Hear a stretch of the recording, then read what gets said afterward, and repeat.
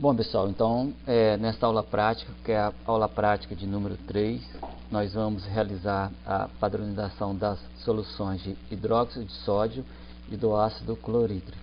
Bom, essas duas soluções, elas foram preparadas na aula anterior, tá? Então, a concentração aproximada delas era de 0,1 mol por litro. Então, nesta aula, a gente vai confirmar se de fato essa concentração é de 0,1 mol por litro.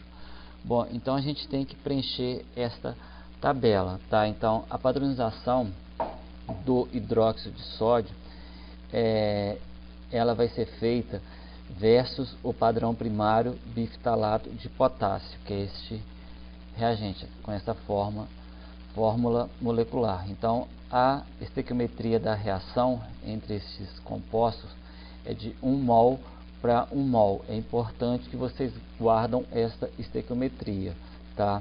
Então, a gente vai preencher essa tabelinha aqui embaixo. Então, a gente vai pesar 3 alíquotas deste sal, tá? Deste padrão primário, e a gente vai anotar as massas aqui. As massas medidas ou pesadas, elas não precisam ser iguais, tá? Então, depois que a gente pesar, a gente vai converter esta massa em número de mol utilizando a massa molar. E pela estequiometria da reação, a gente então vai achar também o número de mol de hidróxido de sódio. Então, a estequiometria aqui é 1 para 1, então fica fácil.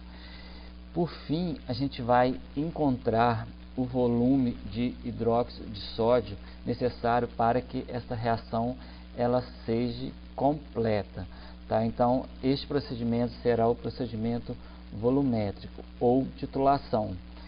E por fim, a gente vai calcular a concentração molar, ou seja, mols por litro. A gente vai pegar o número de mols do hidróxido de sódio e dividir pelo volume gasto, tá? Sendo que o volume gasto a gente vai ler em ml, mas aqui na equação tem que estar em litro. Então, a gente vai fazer isso para as 3 alíquotas e por fim a gente vai obter a concentração média. Bom, então, como primeira etapa, nós colocamos os sais para secar. Então, a gente utilizou o bifitalato para padronizar o hidróxido de sódio e o carbonato de sódio, que é também um padrão primário, para padronizar a solução do ácido clorídrico. Então, ficou em estufa, né, ou em forno durante quase 1 hora. Bom, então aqui, para pesar a massas, é sempre interessante a gente deixar então os valores anotados. Então, o bifitalato eu pesei em torno de 0,163 gramas, tá? E para o carbonato de sódio vai ser pesado 0,043. Então, vão ser 3 alíquotas. E a pesagem eu realizei a partir de papel alumínio. Então, eu recortei 3 quadrados pequenos de papéis alumínio. Então, eu coloquei o material sobre o papel alumínio. Continuando. Então, daí o papel alumínio da balança. O valor pesado, o primeiro valor pesado foi isso aí, 0,164.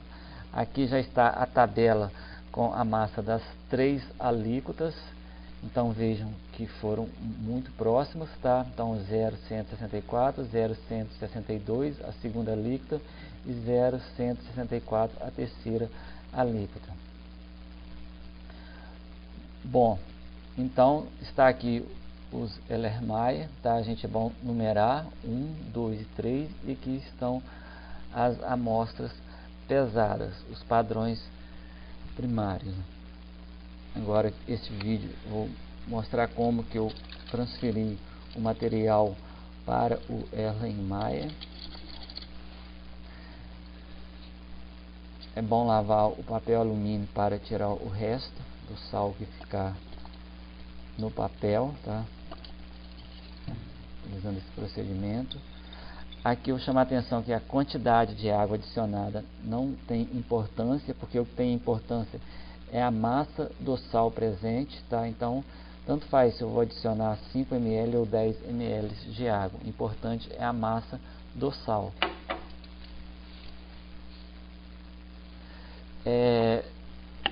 Para visualização do ponto final, será utilizado o indicador químico fenolftaleína. Lembrando que esse indicador na solução ácida, ele apresenta uma coloração incolor, ou seja, não tem cor, e no meio alcalino ele apresenta coloração rosa. Também a gente discutiu que esse indicador é um indicador na faixa de viragem alcalina, então ele apresenta um pequeno erro, tá? A gente já discutiu isso na introdução teórica desta prática. Então foram adicionadas apenas 3 gotas em cada Erlenmeyer, tá?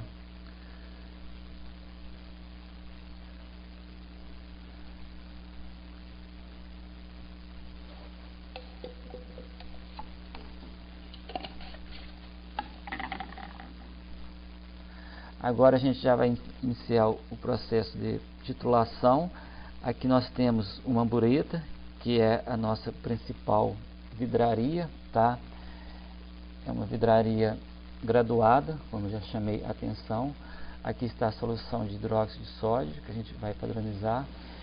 Para encher a bureta, eu costumo fazer dessa forma: eu deixo um becker por baixo, deixo essa torneirinha aberta e adiciono a solução, porque dessa forma eu acho melhor, porque a quantidade de bolha formada aqui é quase zero, quase que não há bolha. Aí depois que eu vejo que não há bolha, eu fecho a torneira e acabo de completar a bureta. Para completar a bureta também, ela tem que ser completada além do zero, tá? O marcador de zero, depois que a gente acerta o menisco. Não é para acertar o menisco quando a gente estiver adicionando a solução, senão a gente perde tempo. Assim, tinha dado pausa. Bom, então observem que a solução está acima do zero. Aqui está o zero e a solução está acima do zero, tá? Então essa correção ela vai ser feita através da torneira. A gente vai corrigir liberando solução. Bom, aqui como que é o procedimento? Você vai utilizar a mão que você tem menor controle ou menor habilidade para controlar a torneira, de modo que você enfie a palma da mão por trás da bureta, desta forma, e o seu polegar que irá controlar a abertura da bureta. Com a outra mão que você tem maior controle ou maior habilidade, você irá ficar agitando o Erlenmeyer. Também, durante o processo de titulação, vocês devem ficar olhando para o Erlenmeyer, não para a bureta, porque o ponto final é observado quando há uma mudança de cor. Então, é necessário que a gente fique olhando então o Erlenmeyer. Eu parei a titulação aquela hora no vídeo anterior porque estava faltando o papel abaixo do Erlenmeyer, tá? Quando eu chamei a atenção, é interessante que a gente coloque um papel branco por baixo para facilitar a visualização do ponto final. Então ele já mudou, então assim que muda eu paro, tá? Então mudou de incolor para rosa. Bom, esse vídeo eu estou chamando a atenção para a segunda titulação que a gente fizer. Como a gente já sabe o volume aproximado, então a gente já pode deixar o volume descer um pouco mais rápido, até próximo ao volume do ponto final, tá? Então a gente pode fazer isso, a gente pode deixar o volume descer faltando uns 2 ml para se chegar ao ponto final. Então quando já estiver próximo de 2 ml de atingir o ponto final, então a gente volta a adicionar lentamente. Aqui está então as 3 alíquotas já com o ponto final, né? Todas 3 já com a coloração rosa. indicando que houve a viragem. Aqui nós temos então a tabela já com os volumes obtidos. Então, para a primeira alíquota foi obtido 8,2 ml, a segunda 8,15 e a terceira também 8,15. Então, de posses destes dados, é possível então a gente calcular a concentração média, tá? Eu já expliquei inicialmente, mas caso vocês estejam em dúvida, aqui abaixo também tem uma sequência de etapas que devem ser feitas. Bom, a próxima titulação, então, a próxima padronização será do ácido clorídrico. A gente vai utilizar então o carbonato de sódio. A estequiometria da reação é essa aqui, então uma molécula de carbonato reagindo para 2 moléculas do ácido clorídrico. A gente vai fazer a mesma coisa, então a gente tem que preencher essa tabela. Então nós vamos pegar 3 alíquotas, tá? Então aqui eu já medi as massas, então as massas obtidas foram 0,043, 0,043 para a segunda e 0,044 para a terceira. Então, o mesmo que foi feito na padronização do hidróxido de sódio também será feito aqui. Bom, continuando, o indicador químico que eu utilizei é o alaranjado de metila. Só vou chamar a atenção para vocês, como a bureta ela tinha acabado de ser utilizada e ela ainda estava molhada, então a opção que eu tinha esperar ela secar, que ia demorar um pouco de tempo, ou ambientalizar a bureta. Como que a gente faz isso? A gente pega uma pequena quantidade da solução que a gente vai utilizar, coloca nessa bureta, a gente tomba ela quase que na horizontal e a gente fica girando até que a solução passe por toda ela, dessa forma, tá? A gente gira até que a gente perceber que a solução passou por toda a parede da bureta. Depois então a gente vira novamente e tira essa solução e descarta, tá? Bom, aqui então já vai ser a titulação, a solução contendo o ácido clorídrico, mostrando o ponto de viragem, tá? Então vai ser, o ponto de viragem vai passar de amarelo praticamente para